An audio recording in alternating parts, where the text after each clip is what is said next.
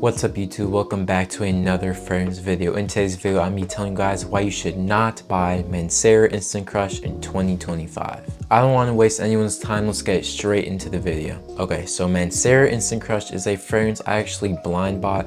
Well, technically not blind bought because I smelled it once in Arizona last summer and then I ended up buying it around September of last year. But I only smelled it once and I didn't really remember what it smelled like. So I watched a lot of reviews, heard it kind of smells like Baccarat Rouge 540. I knew I liked that. Apparently it's this like sugary vibe, very sweet, has this nice vanilla. So I went ahead and bought the fragrance. And I actually really enjoyed this fragrance. I don't know if I was fully gaslighting myself into liking this fragrance, but I do remember this was actually my signature scent for most of the school year, which is pretty significant. This is definitely more of a fall and winter type kind of fragrance. If you guys don't know what this smells like, this is really just a absolute like saffron bomb with a nice vanilla undertone, but this is very kind of like very screechy. It has this like syrupy vibe. A lot of people say burnt sugar, which is I actually do agree with. Some people say they get a little bit of this like coffee bean kind of vibe. I don't really get that as much, but initially what you get from this fragrance is just a very sharp and loud fragrance that can be worn honestly not that much in public because of how strong it is. I did get a decent amount of compliments when I would wear this fragrance, and boy would I spray this fragrance a lot. So I don't know if I was just annoying people and people are kind of like, okay, let's just get to the point. Let me just tell this guy he smells good so he doesn't have to wear that much, like, or something like that. But this is just very headache inducing in my opinion. I remember I wore this like every day, every other day, and then I just stopped wearing it because I was kind of noticing like I never really enjoyed it that much, and I was just kind of wearing it to wear it for like compliments, but it kind of like hurt my nose in a sense. As it dries down, you definitely get more of that like Madagascar vanilla and sandalwood duo you get at the bottom, which is pretty nice. I'm not gonna lie, the dry down is definitely better than the opening, but that opening and kind of mid of the fragrance is just so polarizing and so harmful to people's noses, even mine. And you guys know I absolutely love strong fragrances. I love Dior Sauvage Elixir. I love Whiff of a Waffle Cone by Imaginary Authors. But this one, man, I don't know how. It's giving me a headache just thinking about it. I do have to say though, the more I'm kind of sniffing it, I haven't smelled it in a good while. It's definitely bringing back memories of kind of like fall and winter time of last year, which is kind of nice, but at the same time, it just smells like school, and I don't like that.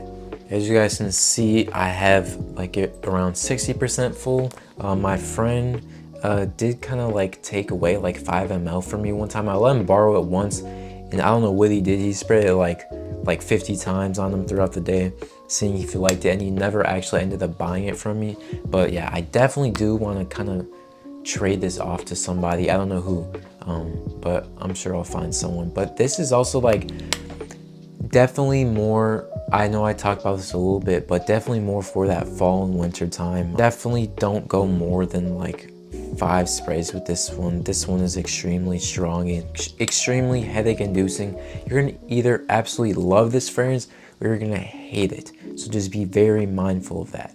The vibe from the fragrance that I really don't like about it is that this is kind of metallic in a way. I'm pretty sure it does have a metallic accord. I'm not exactly sure, but it almost smells like, you know, when you're like, you touch something that's very like steel or something, and then you kind of like sniff your finger and you get that like very weird kind of like lead kind of smell. You kind of get a lead kind of smell from this fragrance as well. Especially smelling in the cap, you get it so much more. And I'm just not a fan of that at all. I do have to say a plus of this fragrance is that it absolutely lasts forever. This thing lasts on my skin around like 15 to 20 hours will last on my skin. This will last you the entire day, but it's just so nuclear where the performance doesn't really add up with the projection as much. Do I think it's the absolute worst fragrance in the world? No. Do I think it's the best one in the world? No. This is just a very mediocre fragrance that a lot of people have the potential to hate, and I think it's just a not safe of a fragrance to buy in 2025, especially going into the school year. I think there are much better options out there. If you guys want me to make kind of like a video on the best school fragrances, let me know in the comments below. I would say that this is also more of a youthful fragrance. I can't really see like a mature older person wearing this fragrance at all. I feel like this is definitely strictly for the younger audience, which I can't really blame Mancera for doing. They went straight for that just like vanilla vibe that everyone's going after, but I don't think they did it that great after wearing it for a good probably like 6 months. But yeah, that is going to be my little recap of, I guess, my like 6-month review of Mancera Instant Crush and why I think it is not worth to buy in 2025.